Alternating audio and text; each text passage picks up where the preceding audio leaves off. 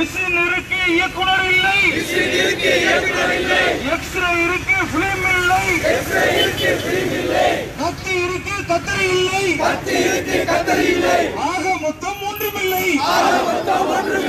கண்டிக்கிறோம் வன்மையாக கண்டிக்கிறோம். கொரோனாவை காரணம் காட்டி வழக்கமான சிகிச்சைகளை மறுக்கும் தனியார் மருத்துவமனைகளை கண்டிக்கிறோம்.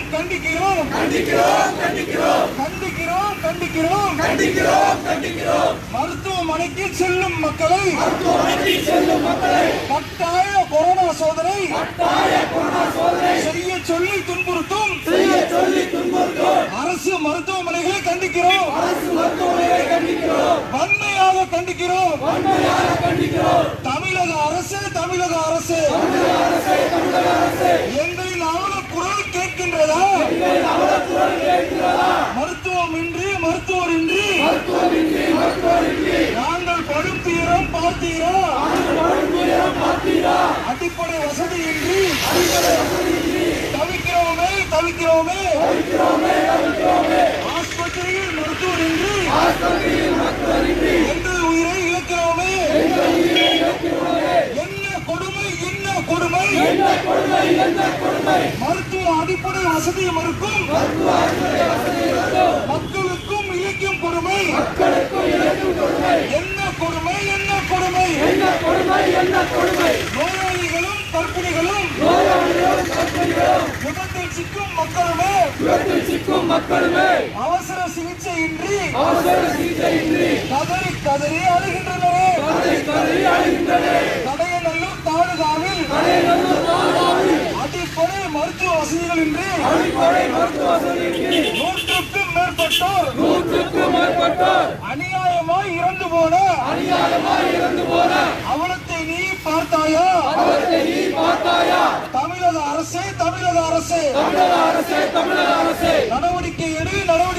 நடவடிக்கை எடு. மக்கள் படுகின்ற துயரத்திற்கு உடனடியாக நடவடிக்கை எடு. தீர்வை கொடு. தென்காசி மாவட்ட மக்களின் மருத்துவ வசதி கோரிக்கைக்கு உடனடியாக தீர்வை கொடு. சுகாதாரத்துறையே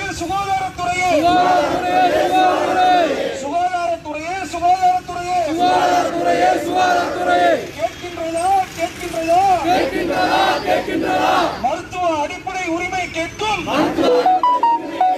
ஒரு மாவட்டத்தின் அவல குரல் கேட்கின்றதா?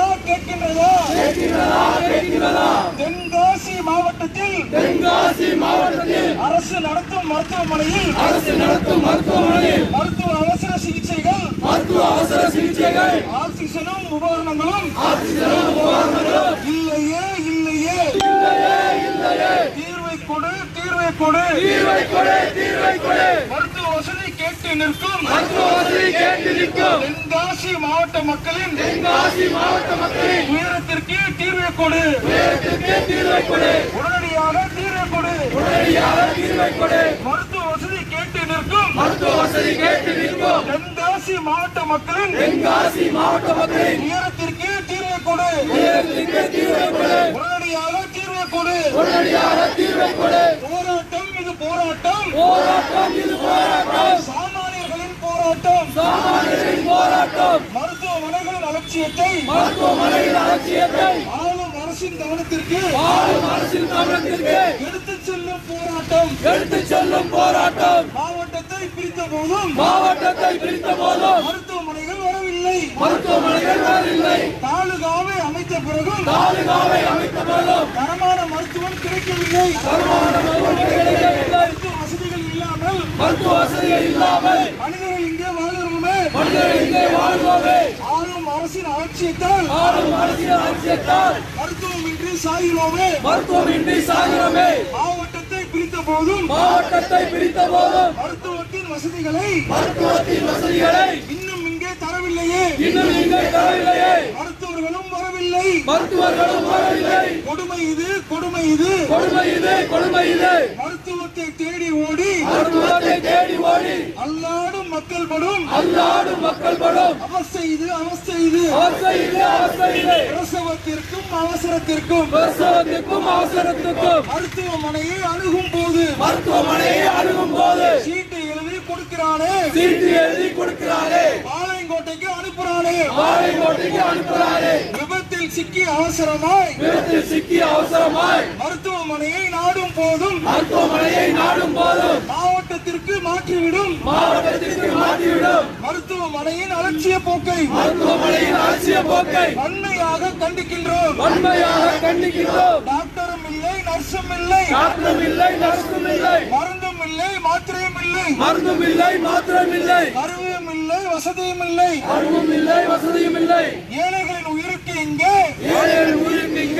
எப்போதும் உத்தரவாதம் இல்லை மாவட்டத்தை பிரித்த போதும் தாலுகாவை அமைத்த போதும் மருத்துவ வசதி கிடைக்கவில்லை மனித உயிரை மதிக்கவில்லை விபத்தில் சிக்கி அடிபட்டு உயிரை காக்க போராடி மருத்துவமனைக்கு வரும்போது மாற்றுப்பாதையில் திருப்புறானே நெல்லை மருத்துவமனைக்கு அனுப்புறானே கிளினிக் இருக்கு டாக்டர் இல்லை மிஷின் இருக்கு இயக்குனர் இல்லை எக்ஸ்ரே இருக்கு பிலிம் இல்லை கத்தி இருக்கு கத்தரி இல்லை ஆக மொத்தம் ஒன்றுமில்லை கண்டிக்கின்றோம் வன்மையாக கண்டிக்கிறோம் கொரோனாவை காரணம் காட்டி வழக்கமான சிகிச்சைகளை மறுக்கும் தனியார் மருத்துவமனைகளை கண்டிக்கிறோம் அல்லாஹ் அக்பர்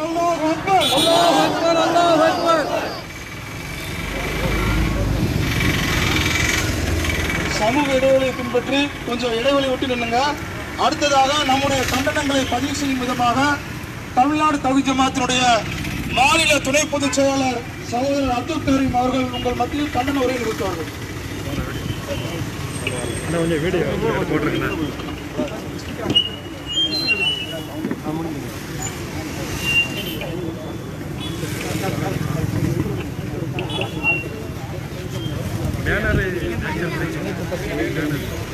பேனர் இதில் பிடிச்சிருங்களா?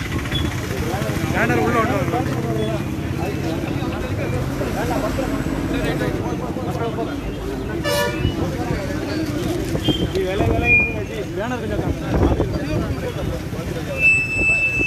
அன்பிற்கும் பாசத்திற்கும் உரிய அருமை சகோதர சகோதரிகளே, பெரியோர்களே, வியாபார பெருமக்களே, கொரோனா பெருந்தொற்று நோய் சாமானிய மக்களை பாதித்ததை விட இந்த நோயை அரசும் அரசு சார்ந்த இயந்திரங்களும் எதிர்கொண்ட விதம் சாமானிய மக்களை வெகுவாக பாதித்திருக்கிறது. சுமார் கடந்த 4-5 மாதங்களாக லாக்டவுன் என்கிற பெயரிலே மக்கள் பட்ட இன்னல்கள், துன்பங்கள், துயரங்கள், அன்றாட உணவுக்கே பல மக்கள் கஷ்டப்பட்டுக் கொண்டிருந்தார்கள். பொருளீட்டுவதற்கு எந்த விதமான வழிமுறையும் இல்லை. கஷ்டப்படுகிற மக்களுக்கு உரிய நிவாரணத்தையும் அரசு வழங்கவில்லை. வெளியூரில் சிக்கிக் கொண்டவர்கள் தங்களுடைய சொந்த ஊருக்கு திரும்பி வர இயலவில்லை. போக்குவரத்து இல்லை. நேற்றைய தினம்தான் போக்குவரத்து துவங்கி இருக்கிறது.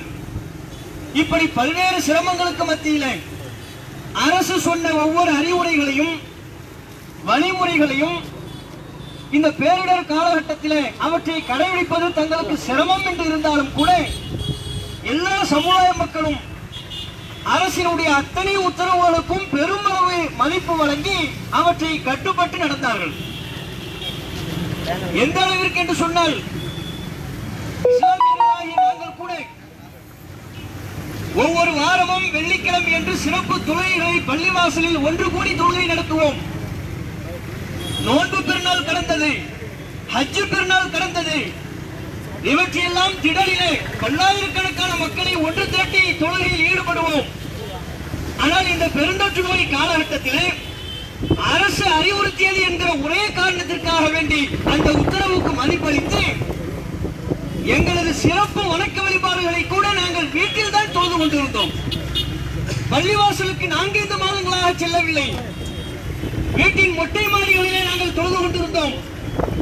அப்படிப்பட்ட மக்களாக இருந்த நாங்கள் இன்றைக்கு வீதியில் வந்து நிற்கிறோம் என்றால் எதற்காக? இந்த மாவட்டத்திலே அரசு இயந்திரங்கள் ஒட்டுமொத்தமாக ஏழை எளிய மக்கள் வதைக்கின்றது. ஆரம்பத்தில் கூட இங்கிருந்து ஒரு வேன் நம்மை கடந்து சென்றது. கொரோனாவுக்காக விழிப்புணர்வு பண்றாங்களாம். அப்படி விழிப்புணர்வு செய்து கொண்டிருக்கும் போது சொல்றாங்க, இருமல் இருந்தாலோ சளி தொந்தரவு இருந்தாலோ தாமதிக்காமல் உடனடியாக அரசு மருத்துவமனைக்கு செல்லுங்கள். இந்த அறிவிப்பை தாங்கிய ஒரு வாகனம் சற்று முன்பு நம்மை கடந்தது.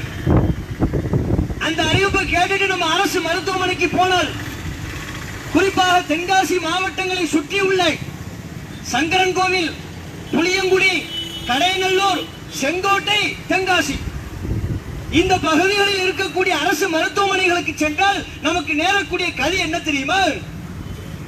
தென்காசிக்கு வெளியே இருக்கக்கூடிய 4 பகுதிகளில் உள்ள மருத்துவமனைக்கு போன நீங்க தலைமை மருத்துவமனைக்கு போங்க.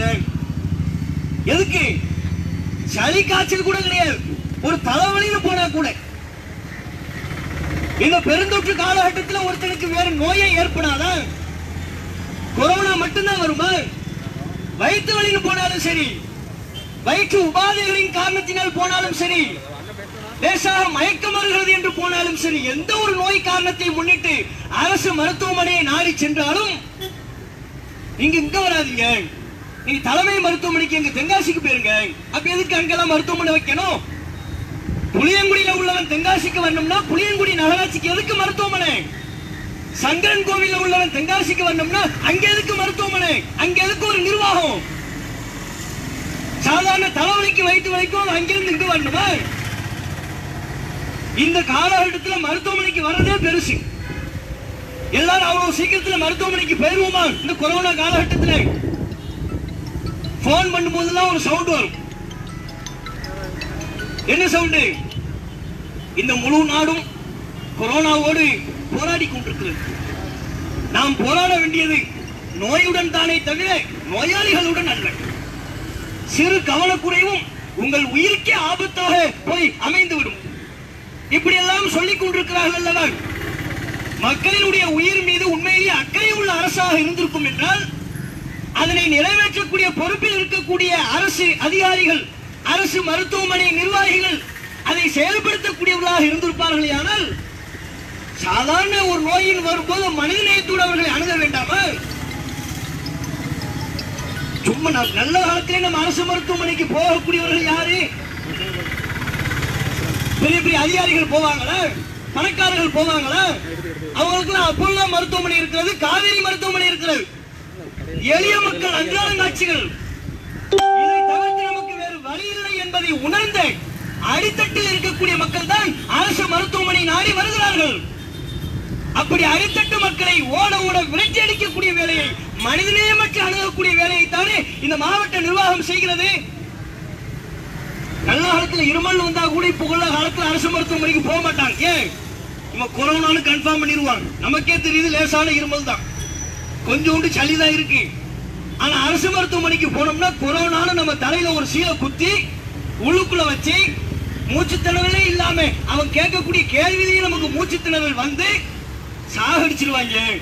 இப்போதைக்கு அரசு மருத்துவமனை படிப்பக்க வாசல் பக்கமே போக கூடாதுங்கிறது பெரும்பான்மையான மக்களினுடைய மனநிலை. அதையும் தாண்டி வர்றான எதுக்கு வர்றான்? அதை விளங்க வழி இல்லை. கர்ப்பிணி பெண், இன்றோ நாளோ பிரசவம், வேற எங்க போக முடியும்? கையில காசு இல்ல, பணம் இல்லை. சுகர் பேஷண்ட், ஹார்ட் பேஷண்ட், முழுக்க முழுக்க அவர்கள் சார்ந்திருப்பது அரசு மருத்துவமனை. டயாலிசிஸ் பண்ணக்கூடிய நிலையில் உள்ளவர்கள். இப்படி எத்தனை ஒரு விபத்து ஏற்பட்டு விட்டால் ரத்தம் சொட்ட சொட்ட தலையில் காயம், கால் உடைந்து, கை உடைந்து என்று விபத்து ஏற்பட்டு உயிருக்கு போராடி கொண்டிருக்கக்கூடிய நிலையில் உள்ளவர்களையும் தான் அரசு மருத்துவமனைக்கு இந்த கொரோனா காலகட்டத்தில் சிகிச்சைக்கு வர்றாங்க. புளியகுடியில உள்ளவனுக்கு போனா அவனுக்கு சீட்டு எங்க, நீ தென்காசிக்கு போயிரு.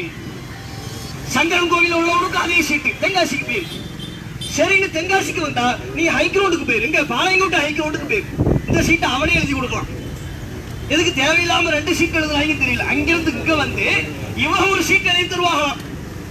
நீங்கள் பாளையங்கோட்டை மருத்துவமனைக்கு செல்லுங்கள், நம்ம இங்கிருந்து பாளையங்கோட்டைக்கு போடுமா. இங்க வரக்கூடியவர்கள் எல்லாம் பாளையங்கோட்டைக்கு அனுப்பி வைக்கிறாங்க.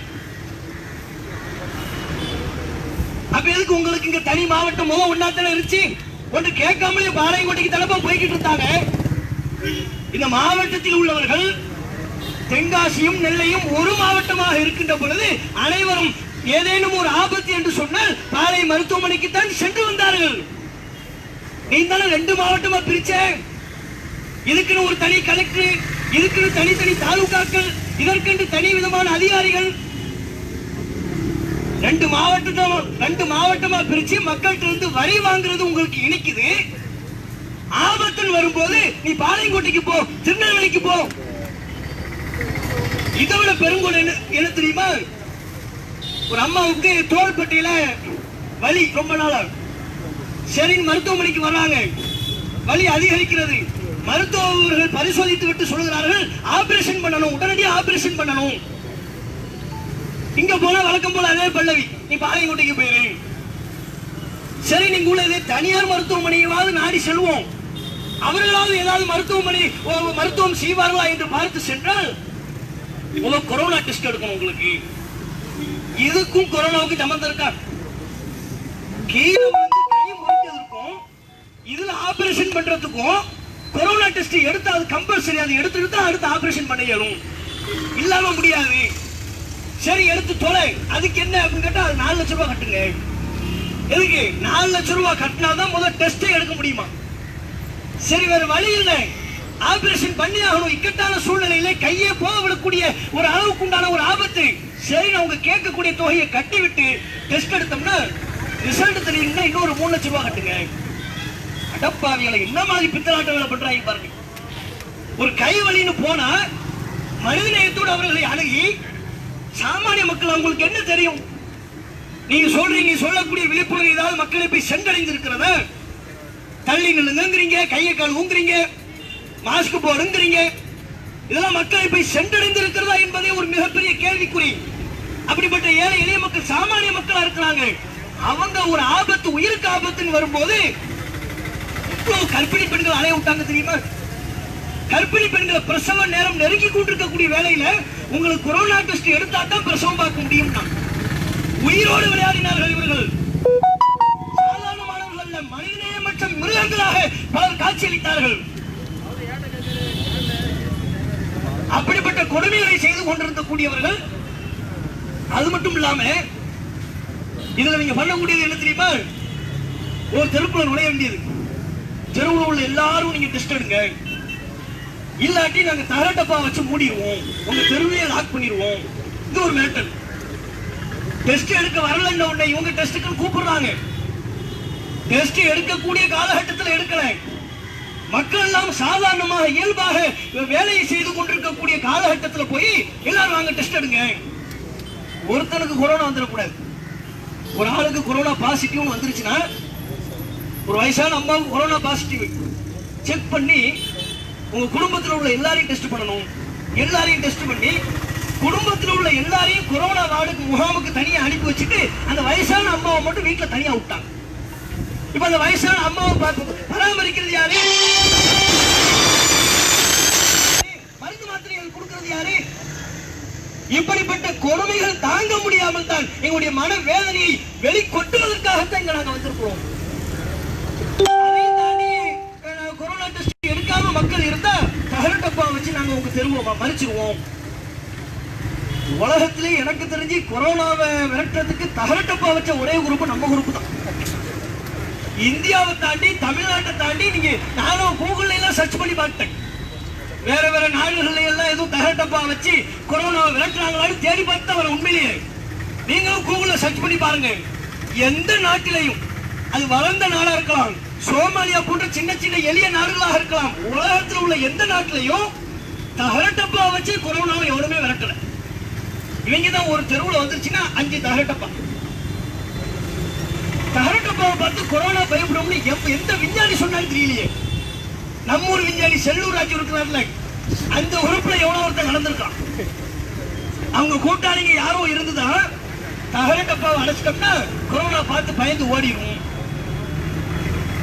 அதுவும் அந்த அடிக்கிற விதத்தை பாத்தீங்கன்னு வைங்க, இப்ப இதான் தெருன்னு வைங்க, உள்ளுக்குள்ள ஒருத்தருக்கு கொரோனா இருந்துச்சுன்னா தெருவை மறிச்சு தகரட்டப்பா, வாசல்ல மட்டும் ஒரு ஆளு 2 ஆளு உள்ள நுழையறதுக்கு மட்டும் வாசல், அந்த பகுதி மட்டும் திறந்திருக்கும், ஃபுல்லா தகரட்டப்பா. அந்த வாசல் யாருக்கு? ஆட்கள் உள்ள போக வெளியே வர. அப்ப தகரட்டப்பா எதுக்கு அடிச்சிய? வாகனங்கள் உள்ள போக கூடாது. அப்ப வாகனத்துக்கு கொரோனா வரக்கூடாதா? விளங்குதா உங்களுக்கு? ஒரு தெருக்குள்ள கொரோனா பேஷண்ட் இருந்தாங்கன்னா தெருவுக்குள்ள யாரும் போக கூடாதுன்னு தகரட்டப்பாவை அடிக்கிறாங்க. ஆட்கள் உள்ள போலாமா? ஒரு வாசல் மட்டும் உள்ள வைப்பாங்க. அப்ப நபர்கள் உள்ள போலாம், வெளியே வரலாம், வாகனங்கள் உள்ள போக கூடாதுன்னா அப்ப கொரோனா வந்து வாகனத்துக்கு வரக்கூடாதா, மனிதர்களுக்கு வரக்கூடாதா? இந்த தகரட்டப்பால உள்ள அறிவியல் என்னன்னு யோசிச்சு நமக்கு மூளையை குழம்பி போச்சு.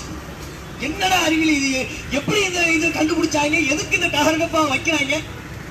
அந்த தகரட்டப்பா வைக்கிறதுல எவ்வளவு பெரிய ஊழல் தெரியுங்க. 5 தகரட்டப்பா அடிக்கிறாங்கல்ல, ஒரு தகரட்டப்பா 4800 ரூபாயாம் மதிப்பு. ஏறத்தாழ 5 அல்லது 6 வைத்து விட்டு 42,500 ரூபாய் கணக்கு. ஒரு தகரட்டப்பா அடிச்சாங்கன்னா, ஒரு செட் அடிச்சாங்கன்னா அரசு கணக்குல எவ்வளவு எழுதிடுறாங்க? 42,500 ரூபாய் செலவு பண்ணிட்டோம். அந்த எவ்வளவு கொடுமை செய்கிறார்கள். பஸ்ல வந்தோம்னா இறங்க முடியல, அதுக்குள்ள மருந்து அடிக்கிறாங்க. சுள்ளுன்னு மூஞ்சில தண்ணி தெளிக்குது, என்னன்னு பார்த்தா மருந்து. அதுக்கப்புறம் பார்த்தா பஸ்ஸை உட்கார்ந்து கழுவிட்டு இருக்கிறாங்க, பஸ்ஸுக்கு மருந்து. இப்படி மக்களை வாட்டி வதைக்கக்கூடிய வேலைகளை தான் இவர்கள் அனுதினமும் செய்து கொண்டிருக்கிறார்கள். இந்த கொடுமைகள்லாம் பத்தாதுன்னு சொல்லி மருத்துவமனைக்கு சிகிச்சைக்கு வந்தா டாக்டர் இல்லை, எல்லா உயிருக்கு பயந்து கொண்டு டாக்டர்லாம் பணி செய்ய வரமாட்டேங்கிறாங்க. அரசு தான் ஊக்கப்படுத்தணும், மக்களுக்கு விழிப்புணர்வு உண்டாக்கணும். நர்சுகள் வர்றதில்லை. நம்ம கோஷத்துல சொன்ன மாதிரி தான், கத்திரி இருக்கு, மத்த பொருட்கள் இல்லை, ஆக்சிஜன் இல்லை. ஆனா இவங்க வந்து சொல்றாங்க நம்ம நாடு முழுக்க கொரோனாவை எதிர்கொள்ள போராடிக்கிட்டு இருக்கோம். இவ்வளவு பெரிய மாவட்டத்துல பல லட்சக்கணக்கான மக்கள் இருக்கிற இந்த 5 மருத்துவமனைகளை நம்முடைய மாவட்டத்தில் கொண்டிருந்தும் கூட ஒரு சாதாரண நோயை எதிர்கொள்வதற்குரிய உபகரணங்கள் இல்லை என்று சொன்னால், மருத்துவர்கள் இல்லை என்றால், செவிலியர்கள் இல்லை என்றால், ஆபரேஷன் செய்வதற்குரிய கருவிகள் இல்லை என்று சொன்னால் இது சீர்கேடு இல்லையா? இதையெல்லாம் தட்டி கேட்க வேண்டிய, சீர் செய்ய வேண்டிய இடத்தில் இருக்கக்கூடிய மாவட்ட ஆட்சியர், அவர் மாவட்ட ஆட்சியராக நடந்து கொள்கிறார். இதே கோரிக்கையை நாங்கள் பலமுறை மக்களோடு சென்று சந்தித்து கோரிக்கை மனுவாக நாங்கள் மாவட்ட ஆட்சியருக்கு கொடுத்திருக்கிறோம். இவ்வளவு சீர்கேடுகள் நடக்கிறது, முறைகேடுகள் நடக்கிறது. தனியார் மருத்துவமனைக்கு போனோம்னா அங்க கட்டண கொள்ளை பண்ணுகிறார்கள். நெல்லையில் இங்கிருந்து நெல்லைக்கு அனுப்பிச்சிட்டாங்க. நெல்லையில் ஒரு தனியார் மருத்துவமனை, பேர் சொல்ல விரும்பல, பேஷண்ட டீல் பண்றாங்க. அதுக்கு முன்பாகவே பல லட்சம், 7 லட்சம் ரூபாயை வாங்கி கொண்டார்கள். பேஷண்ட் டெத்து, மரணம், பாடியை கொடுக்க மாட்டேங்கிறான். 4 லட்சம் ரூபாயை தந்தாத்தான் நாங்க பாடியை தருவோம் என்கிறார்கள். இப்படி எல்லாம் காட்டுமிராண்டித்தனமான பிரச்சனைகளை எல்லாம் எதிர்கொண்டு அவற்றையெல்லாம் ஒரு கோரிக்கை மனுவாக மாவட்ட ஆட்சியரிடத்தில் கொண்டு போய் கொடுத்த மாவட்ட ஆட்சியர் பொம்மை போட்டு இருக்கிறார்.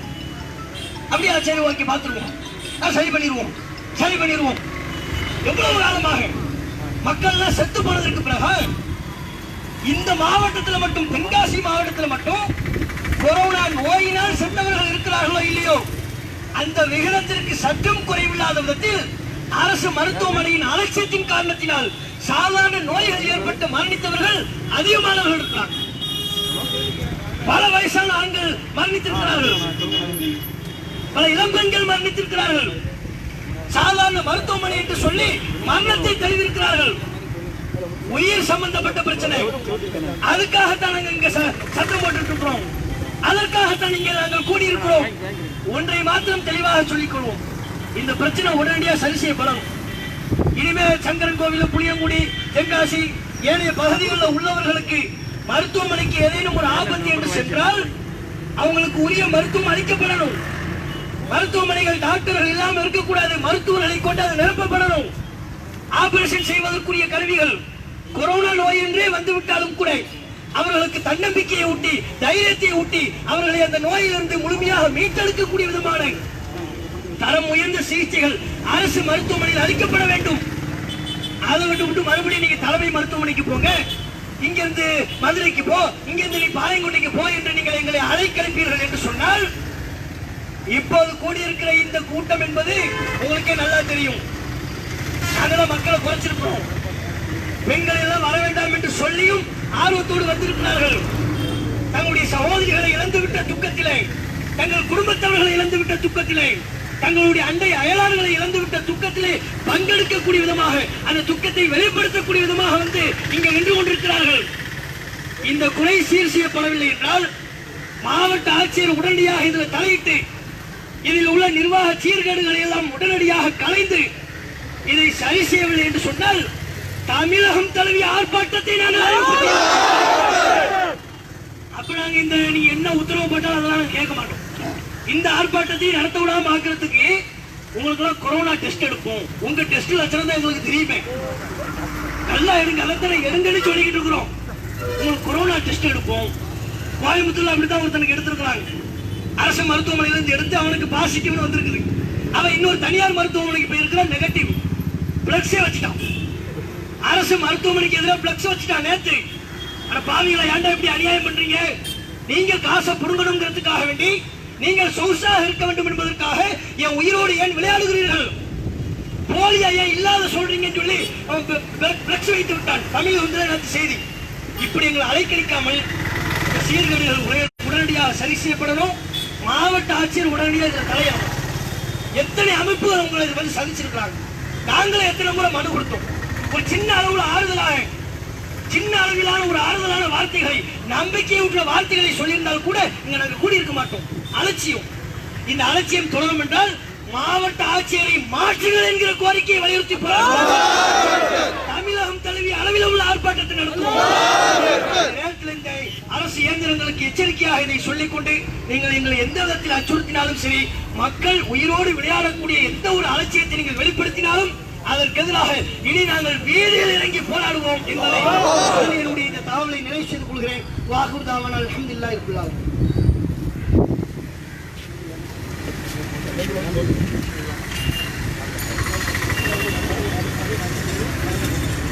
அல்லாஹு அக்பர், அல்லாஹு அக்பர், அல்லாஹு அக்பர், அல்லாஹு அக்பர், அல்லாஹு அக்பர், அல்லாஹு அக்பர், அல்லாஹு அக்பர், அல்லாஹு அக்பர். போராட்டம் இது போராட்டம், போராட்டம் இது போராட்டம், போராட்டம் இது போராட்டம், போராட்டம் இது போராட்டம், சாமானியர்களின் போராட்டம், சாமானியர்களின் போராட்டம். மருத்துவமனைகளின் அலட்சியத்தை, மருத்துவமனைகளின் அலட்சியத்தை ஆளும் அரசின் கவனத்திற்கு, ஆளும் அரசின் கவனத்திற்கு எடுத்துச் செல்லும் போராட்டம், எடுத்துச் செல்லும் போராட்டம். மாவட்டத்தை பிரித்த பிறகும், மாவட்டத்தை பிரித்த பிறகும், மாவட்டத்தை பிரித்த பிறகும், மாவட்டத்தை பிரித்த பிறகும் மருத்துவமனைகள் வரவில்லை, மருத்துவமனைகள் வரவில்லை. தாலுகாவை பிரித்த பிறகும், தாலுகாவை பிரித்த பிறகும் மருத்துவம் இன்னும் கிடைக்கவில்லை, மருத்துவம் இன்னும் கிடைக்கவில்லை. மருத்துவ வசதிகள் இல்லாமல், மருத்துவ வசதிகள் இல்லாமல் மனிதர்கள் இங்கே வாழுகிறோமே, மனிதர்கள் இங்கே வாழுகிறோமே. ஆளும் அரசின் அலட்சியத்தால், ஆளும் அரசின் அலட்சியத்தால், ஆளும் அரசின் அலட்சியத்தால், ஆளும் அரசின் அலட்சியத்தால் மருத்துவமின்றி சாகுகிறோமே, மருத்துவமின்றி சாகுகிறோமே. மாவட்டத்தை பிரித்த போதும், மாவட்டத்தை பிரித்த போதும் மருத்துவத்தின் வசதிகளை,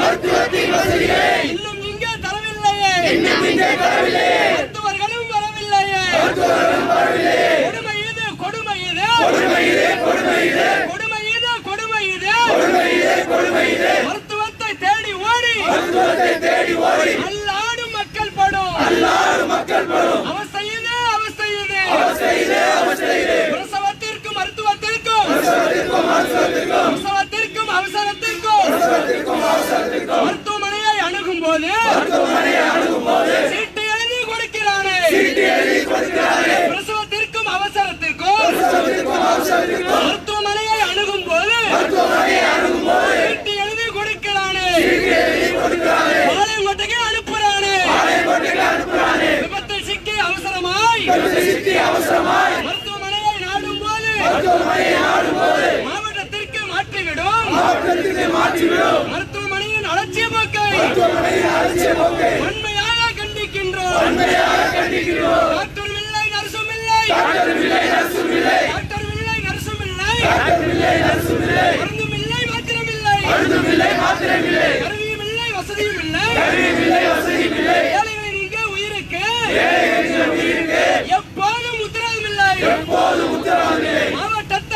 போதோ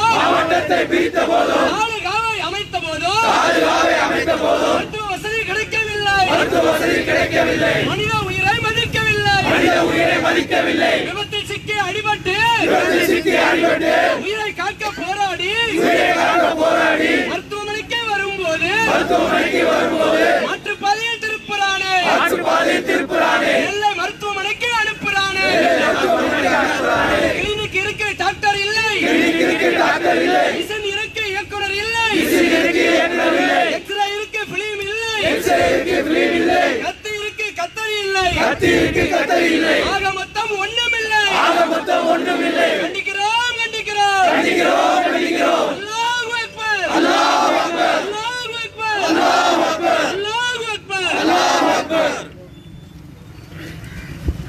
அஸ்ஸலாமு அலைக்கும்.